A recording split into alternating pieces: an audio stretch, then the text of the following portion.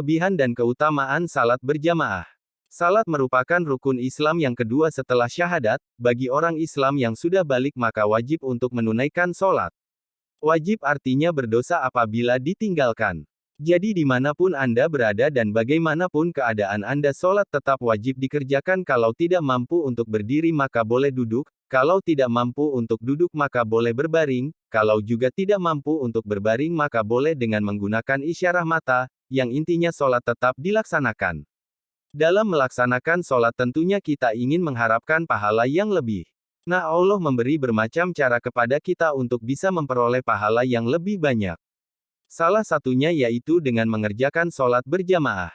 Banyak orang yang sholat tetapi jarang orang yang berjamaah. Karena mereka tidak tahu kelebihan yang luar biasa bagi orang yang mau sholat berjamaah. Seandainya mereka tahu sungguh tidak pernah lewat satu pun waktu untuk sholat berjamaah. Nah, apakah kelebihan sholat berjamaah? Berikut penjelasannya. Hukum dan perintah salat berjamaah. Sebagaimana firman Allah dalam Al-Quran Surah Al-Baqarah ayat 43. Dari ayat di atas mayoritas ulama menyimpulkan bahwa maksud dari suruhan ruku, bersama orang-orang yang ruku adalah suruhan supaya sholat-sholat fardu itu dilakukan secara berjamaah. Walaupun Allah tidak mewajibkan sholat berjamaah tetapi sangat dianjurkan untuk melakukannya secara berjamaah, makanya Allah memberikan pahala yang sangat besar kepada orang yang mau berjamaah. Berdasarkan ayat tersebut dapat disimpulkan bahwa hukum sholat berjamaah adalah sunnah muakkad, yaitu sunnah yang sangat-sangat dikuatkan. Rasulullah SAW selama hidupnya sebagai Rasul belum pernah meninggalkan sholat berjamaah di masjid meskipun beliau dalam keadaan sakit. Oleh karena itu, kita sebagai umat Nabi Muhammad SAW wajib mencontoh perilaku Rasulullah SAW untuk selalu melaksanakan sholat berjamaah. Kelebihan dan keutamaan sholat berjamaah. Salat berjamaah memiliki keutamaan dibanding dengan sholat sendirian, dengan selisih 27 derajat. Kemudian orang yang menunggu salat di masjid juga akan mendapat pahala dan doa dari para malaikat. Dan begitu juga ketika seseorang keluar dari rumahnya berjalan menuju masjid, itu pun sudah dihitung pahalanya. Hal ini sesuai dengan hadis Rasulullah SAW yang diriwayatkan oleh Abu Hurairah. Dari Abu Hurairah radhiyallahu anhu ia berkata bahwa Rasulullah SAW bersabda, salat seseorang dengan berjamaah lebih banyak pahalanya daripada salat sendirian di pasar atau di rumahnya, yaitu selisih 20 sekian derajat.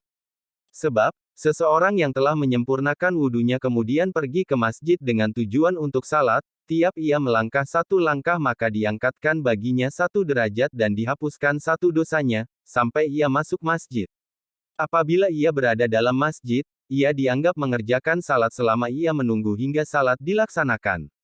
Para malaikat lalu mendoakan orang yang senantiasa di tempat ia salat, "Ya Allah, kasihanilah dia, ampunilah dosa-dosanya, terimalah taubatnya."